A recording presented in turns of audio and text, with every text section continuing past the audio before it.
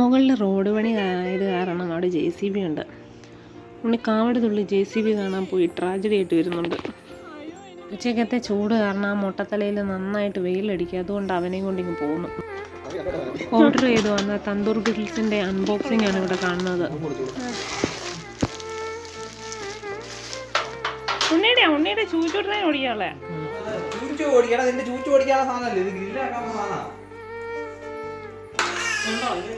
ഈ ഇഴൂരമ്പലത്തിലെ ഘോഷയാത്രയാണ് പോകുന്നത്. ഇന്ന് രാത്രിയിൽ ആറാട്ടുണ്ട്. ഇന്നത്തോടുകൂടി അമ്പലത്തിലെ ഉത്സവം കഴിയുക.